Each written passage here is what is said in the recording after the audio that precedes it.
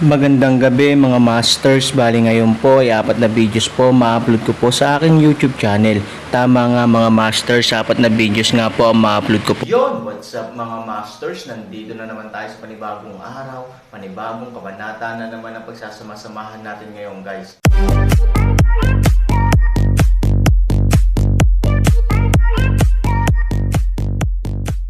Bali mga masters, kung bago ka pa lang po sa aking YouTube channel, please click the subscribe button, lalong-lalo na po yung notification bell guys, para maging connected pa rin tayo sa isa't isa at maging updated kayo sa mga susunod ko pang video. Bali mga masters, bago natin umpisahan ng kwento ay mag-shoutout po muna tayo para sa mga solid nating tagapakinig. Shoutout kay Ronald Gutierrez, shoutout kay Rampino JR. Yun na nga mga masters, no? Bali hindi na ito patagalin. In 3, 2, 1, let's go! Mga master, magbabalik tayo sa pag-upload ng 4 na videos everyday simula ngayon araw. Salamat sa solid na pagsuporta mga master. Kabanata 3551 hanggang 3555. Ang daw 12 ay hindi pa nakakita ng isang pumatay ng gintong medalya, ngunit sa kanyang imahinasyon, ang gintong medalya ay dapat na isang figure ng mahusay na estilo ng master. Mukha siyang magaan ang loob na tao kahit kailan, ngunit ngayon ay puno ng gulat at medyo takot pa nga ang pumapatay ng gintong medalya. Tumingin muli ang daw 12 sa Aaron. Ang pagganap ng Aaron ay ang tunay na master. Siya ay may isang maluwag na ngiti upang maunawaan ang pangkalahatang sitwasyon, na malinaw na may gintong medalya killer. Hanggang sa sandaling ito ay talagang alam ng daw 12 na hindi pinansin ng Aaron ang gintong medalya, at kahit ang buong organisasyon ng Black Sheep ay hindi pumasok sa kanyang mga mata. Ano ang isang master? Kung titingnan mo ang Aaron ngayon, makikita mo ito sa isang sulyap. Hindi mo iniisip na hindi ka magagapi. Ang taong nagbibigay sa iyo ng lakas na ito ay maaaring may magagawa sa akin, ngunit hindi ka kwalipikado. Sabi ng Aaron. Sumambulat sa galit ang mga kilay ng gold medal killer. Kailanman ay hindi siya minamaliit. Kahit na sinong makakita ng kanyang kapangyarihan, luluhod siya sa takot at magmamakaawa. Paanong hindi siya kwalipikadong makipaglaban sa isang maliit na bata? Pumunta ka sa impyerno. Nanguna sa pag-atake ang pumatay ng gintong medalya at gustong manalo ng Aaron na may mabilis na pahinga. Ngunit ang Aaron, na may banal na kaharian, ay hindi makayanan ang gayong mga basura. Nakatayo sa parehong lugar, ang Aaron ay hindi gumalaw kahit isang sentimo. Kasabay ng pagwagayway ng kanyang kamay, lumipad palayo sa kanyang tagiliran ang pumatay ng gintong medalya at tumama sa pader ng malakas, na gumawa ng mapurol na tunog. Tulad ng sinabi ko, hindi ka karapat-dapat na maging kalaban ko. Kapag nawalan ako ng laman sa iyong alaala at nahanap ko ang punong tanggapan ng mga itim na tupa, mahahanap ko ang taong nagbibigay sa iyo ng lakas. Si Han Sonny ay nagsasalita at naglalakad patungo sa pumatay ng gintong medalya. Ang sikat sa buong mundo na pumatay ng gintong medalya sa mundo sa ilalim ng lupa, sa kanyang harapan, na parang langgam ay maaaring durugan hanggang mamatay. Sa ilalim ng mabangis na pagpapahayag ng pumatay ng gintong medalya, mayroong matinding takot. Sa isang galaw lang, alam niyang hindi siya ang kalaban ni Aaron. Maging ang Aaron ay nagbibigay sa kanya ng pakiramdam na ilang beses na mas malakas kaysa sa nagbibigay sa kanya ng lakas. Imposible. Imposible, paano ka naging malakas? Hindi makapaniwala ang mga pumatay ng gintong medalya. Itinaas ni Aaron ang kanyang mga labi at sinabing, malakas ba ito? Hindi ko pa nakukuha ang aking tunay na lakas. Kung makikita mo ang lahat ng aking lakas, ito ay matatakot sa iyo hanggang sa kamatayan. Panipi, pagkatapos maglakad sa gilid ng gintong medalya, killer, patuloy ni Han Sanchen, mayroon kang dalawang pagpipilian. Magkusa na sabihin sa akin kung nasaan ang punong tanggapan ng organisasyon ng mga itim na tupa, o sa pilitin kung sinasalakay ang iyong kamalayan. Kung tapat ka, gagawin kong mas madali ang iyong kamatayan. Walang panlaban ang mga pumatay ng gintong medalya, kaya ang mga underground organization sa mundo, hindi niya akalain na mauuwi siya sa ganoong sitwasyon. Huwag mo akong takutin. Hindi ko masabi sa iyo kung saan ang headquarters ng Black Sheep. Ang mga pumatay ng gintong medalya ay nagngangalit ang kanilang mga ngipin. Sa tingin mo ba may choice ka? Dahan-daang tumingkayad si Aaron, at nagsimulang pumuti ang kanyang mga mag-aaral. Nang makita ng killer ng gintong medalya ang eksenang ito, tumindig kaagad ang kanyang balahibo at namamanhid ang kanyang anit. Tapos naramdaman niyang may pumasok sa isip niya. Walang kwenta ang panlaban niya. Pagkaraan ng wala pang 3 minuto, tumayo si Aaron na may ngiti sa kanyang mukha. Tiyak na, maaari niyang malaman na ang tao sa punong tanggapan ng organisasyon ng itim na tupa ay ang tunay na core ng pumatay ng gintong medalya, at alam din ni Aaron ang pinagmulan ng kanyang lakas. Para sa Aaron, ito ay isang napakakawili-wiling bagay. Ang kapangyarihan ng pumatay ng gintong medalya ay hindi nagmula sa isang tao, ngunit mula sa isang kakaibang selyadong kabaong. Kung ano ang nasa kabaong, hindi alam ng pumatay ng gintong medalya, at hindi alam ng Aaron. Gayunpaman, hanggat pupunta ka sa punong tanggapan ng mga itim na tupa, magagawa ng Aaron na matuklasan ang lihim. Biglang tumingin si Aaron sa Daw-12 at sinabing, gusto mo bang magkaroon ng kapangyarihan niya? Hindi masyadong naiintindihan ng Daw-12 ang kahulugan ng mga salita ni Aaron. He asked suspiciously, Aaron, how can I have his power? It's going to be a very painful process. I hope you can hold on. Nakangiting sabi ni Aaron. Bago pa maintindihan ng Daw-12 ang nangyari, isang malakas na puwersa ang sumalakay sa kanyang katawan, at ang matinding sakit ay nagsimulang kumalat sa isang iglap. Hindi makatayo, gamulong-gulong sa sakit ang Daw-12. Nang makita ito, hindi nagbago ang ekspresyon ni Aaron, dahil ito ang inaasahan niya. Ang puwersang ito ay ganap na magbabago sa konstitusyon ng Daw-12, at sa proseso ng pagbabagong ito, magkakaroon ng katumbas na halaga. Hanggat kaya ng Daw-12 ang sakit, makukuha niya ang lakas ng isang gold medal killer. Siyempre, sa proteksyon ni Aaron, kahit na hindi makayanan ng Daw-12, walang panganib sa kanyang buhay. Nawalan ng lakas ang pumatay ng gintong medalya, na parabang na-hollow out siya, at naging mas mahina sa isang iglap. Ikaw, sino ka ba? Tinanong ng gold medal killer si Aaron, alam niyang tiyak na mamamatay siya, ngunit hindi niya talaga alam kung bakit napakalakas ng Aaron, at nagawa niyang alisin ang puwersang iyon palayo sa kanyang katawan. Bago siya namatay, ito lang ang sagot na gusto niyang malaman. Tumingin si Aaron sa Daw-12 na gumugulong sa buong lupa. Sa estado niya ngayon, hindi niya napapansin ang sinabi niya.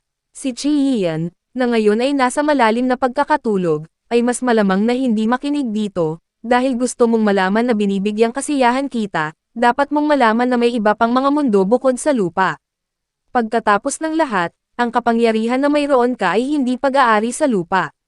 Sabi ni Aaron. Nang marinig ito, ang mga mata ng pumatay ng gintong medalya ay natakot at nanginginig at sinabing, ikaw. Galing ka sa ibang mundo. Hindi masama. Tumanggo si Aaron at sinabing, ang mundo ng Xuanyuan ay isang lugar na puno, ng malalakas na tao, at ako ang pinakamalakas sa mundong iyon.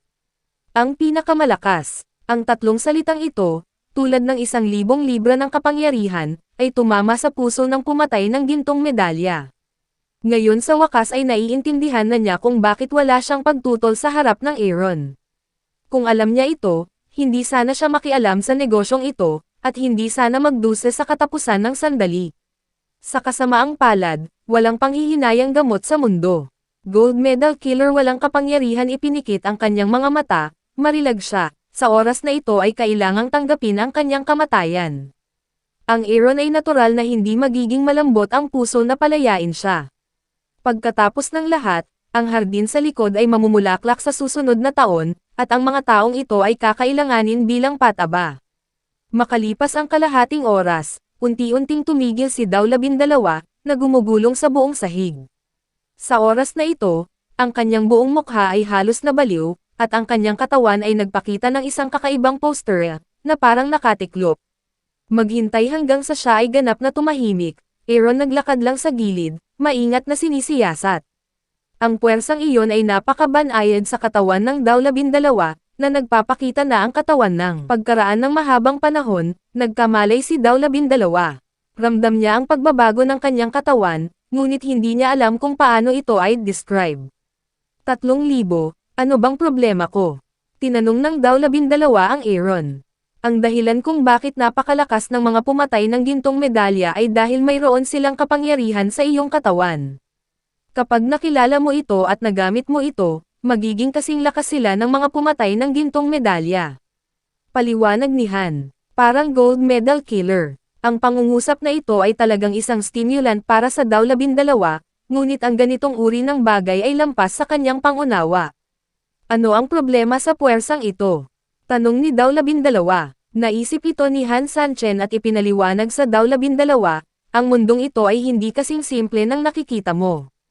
Maraming mahiwagang bagay dito. Hindi ko maipaliwanag ng malinaw ang mga ito sa ilang salita. Pagkatapos mong dahan-daang makita ito, ikaw kayang intindihin. Tumanggaw si Daw-12.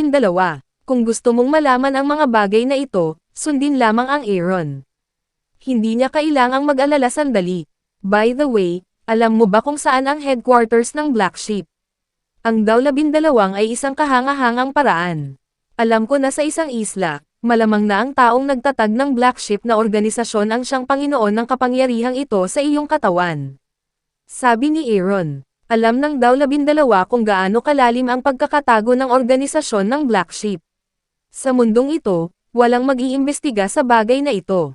Gayunpaman, kahit na sino ito, dapat itong walang saysay, ngunit talagang nagawa ito ng Aaron. Gusto ba talaga nating pumunta? Nag-aalangan na tanong ni Daw-12. Siyempre, magsisimula sa madaling araw. Sinabi ni Aaron, para sa kabaong, mayroon na siyang matinding pagnanais na malaman ang sikreto, higit na pagkaantala anumang segundo, para sa Aaron ay naghihirap. Ang kapangyarihan ng kabaong ay hindi ang mundo ng Xuanyuan na pamilyar sa kanya, ibig sabihin, ang bagay na ito ay maaaring may kinalaman sa isa pang hindi kilalang mundo ng Aaron. Sa ilalim ng takbo ng labis na pag-usisa, ang Aaron ay hindi makatiis na lumipat. Napakabilis, nagtatakang tanong ni Daw-12.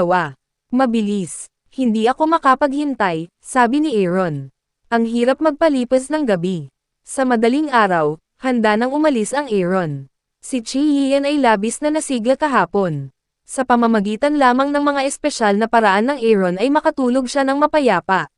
Sa oras na ito, nag-aalala pa rin si Aaron sa kanya. Kumatok sa pinto. Matapos ang tugon ni Chi Yian, itinulak ni Han Sanchen ang pinto. Namumula at namamaga ang mga mata ni Chi Yian. Niayaw niyang tingnan ang Aaron. Parang nawawala ang paborito niyang laruan at nagiging masama ang ugali. Aalis ako saglit, sabi ni Aaron kay Chi Yian. Humiga si Chi Yian sa kama, ipinatong ang kanyang mga kamay sa kanyang mga tuhod at sinabing, may kinalaman ka ba sa akin? Maaari kong hayaan ang iyong mga magulang na pumunta sa Yuncheng upang samahan ka. Sabi ni Aaron, no. I can take care of myself. I don't need you to worry. Matigas na sabi ni Chi Yian. Alam ni Aaron na hindi siya maaaring maging malambot ang puso kay Chi Yian. Kung hindi, magkakaroon ng mas maraming problema sa pagitan nila. Sa oras na ito, matigas lang ang puso niya. Kung ganoon, pupunta ako. Sa pamamagitan nito, handa na ang Aaron na umalis sa silid.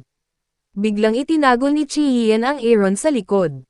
Hindi nagsalita si Aaron, kaya nanatili siyang tahimik.